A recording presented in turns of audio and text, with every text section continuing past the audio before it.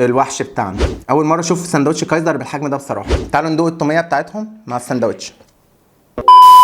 ايه ازيكم عاملين ايه؟ يا رب تكونوا بخير. النهارده تجربتنا في اكبر سندوتش فيه شاورما شفته في حياتي من مطعم سداد، والسندوتش ده اسمه ماريا وعامل 99 جنيه. طبعا سداد هو سوري، اكيد كلنا طبعا عارفين مطاعم سوري. جت مره واحده كده نص المطاعم اللي اسمها سوري اتحولت وبقت سداد.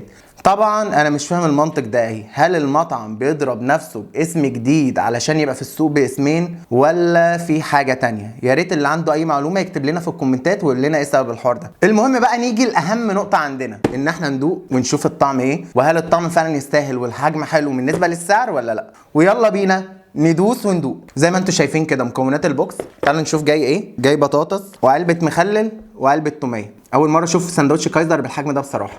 تعالوا ندوق ونشوف الطعم حلو ولا لا. ضايق في الحوار ده صوص بيك تيستي، مش عارف هل صوص بيك تيستي ولا حاطين حاجه مدخنه شويه، مش عارف. ثانيه اخد قطمه تاني.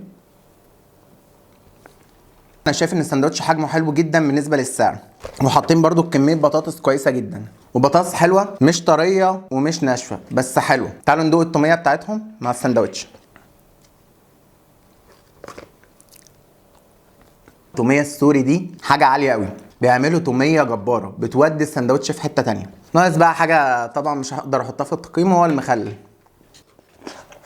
جايبين نوع مخلل حلو، بطاطس كويسه، السندوتش كويس، الحجم كويس، السعر مناسب. شايف لو حد جعان ممكن يجيب السندوتش ده هيكفيه قوي، بس طبعا هو هيكفي شخص واحد ما يكفيش شخصين. ويا ريت يكون عجبكم حلقه النهارده، وما تنسوش الاشتراك في القناه علشان يوصل لكم كل جديد.